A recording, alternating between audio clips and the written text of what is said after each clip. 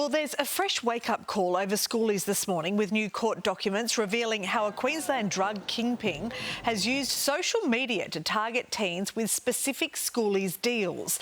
The young woman, now serving a 7-year sentence, ran a network of more than 1,000 dealers, reaching clients through the online platform Snapchat. For context, Snapchat is the most popular social media app amongst Aussie teens.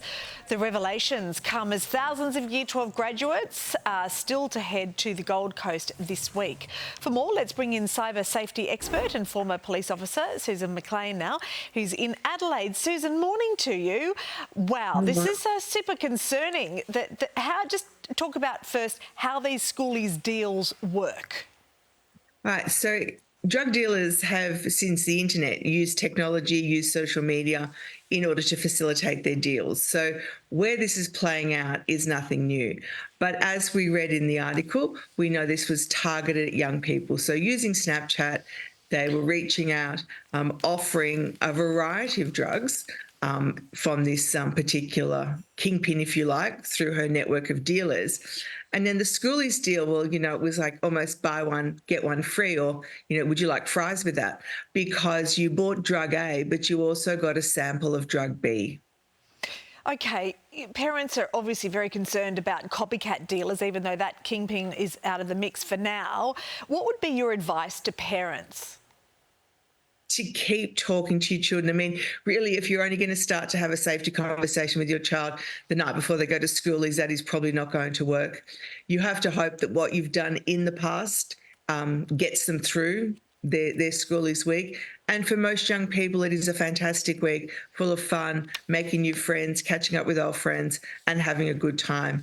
But we know, and we've seen before in many other areas, that people are targeting schoolies. Schoolies are vulnerable. It's often their first time away from home. They want to be independent. They want to do adult things, if you like, in inverted commas. And often that comes with really, really, really poor choices because they are not thinking through the potential long-term consequences of some of these choices. Yeah. Thankfully, so far, all reports have been that things have been fine. First couple of nights, though, we've got a long way to go.